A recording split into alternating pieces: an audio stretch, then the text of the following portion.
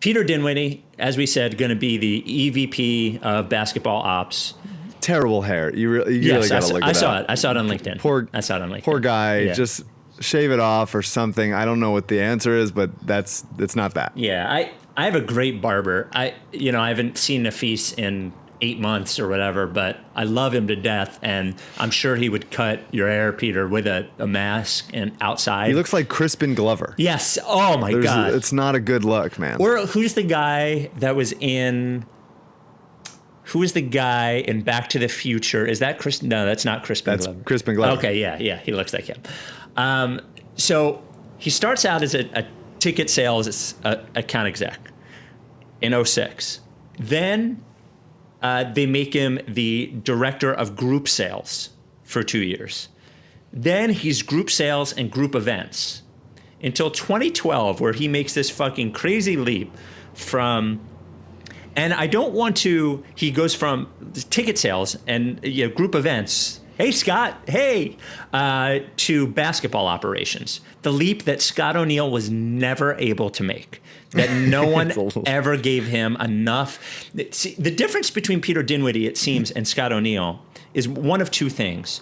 Either he is charming enough to get his way from marketing and group sales into basketball operations, or he actually has enough basketball acumen to convince people that he should be able to do it. That's it. Because there's no way that there's like Scott. I don't find Scott charming from what I've seen. Right. But I do think that he is like willing to.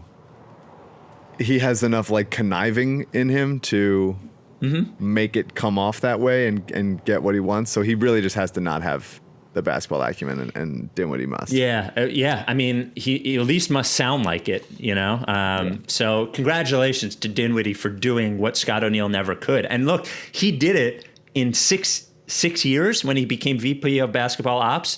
Here, Scott is his 15th year in the league and still just doing group sales and snake logos and yada. Anyway, he seemed, people speak very highly of him. So he interviewed for the Bucks GM job in 2017.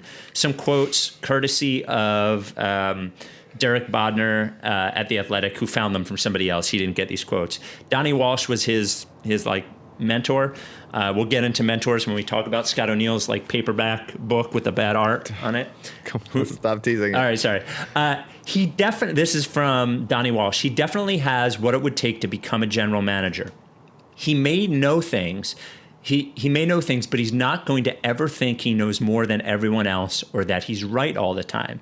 And this is a quote from Larry Bird. He was in every meeting. He talked to the league on a weekly basis. He did trade calls. He talked to agents. He did most of the contracts at the time, and now he's probably doing them all. To see his growth over the years has been pretty impressive. So... Sorry, I had to hop on my hog during that last call. Keep going. I don't know. So, I mean, he's built his way up. I am not one to say that, look, you don't have to go to basketball college or have been a professional basketball player to have to become a personnel person, right? Especially if you know what you know and you know what you don't know. If you know contracts, if you've watched enough guys in the league to know if they can play at that level but don't know college, it's an important quote, I think, especially for somebody who doesn't have a history in basketball evaluation, which Dinwiddie doesn't.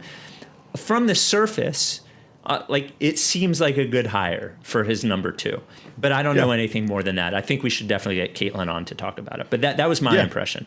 I wanted to shit on it, especially when I saw the group sales ticket thing. But then I'm like, no, like that's pretty cool that you were able to do what Scott O'Neil couldn't. Yeah, people seem to like him. Yeah, that's Indiana has not had a ton of success in free agency. Obviously, and that's not his fault, right? No, but they've managed to build a like pretty good team for quite a while. Mm-hmm. I wonder, I think the Brogdon move was excellent. Mm-hmm. TJ, come on. I think that they've done a nice job to get as close as like that team could without just striking the lottery with a Giannis type player. So I'm glad. I'd rather people like him than not like him. Sure. So yeah. So good for this guy.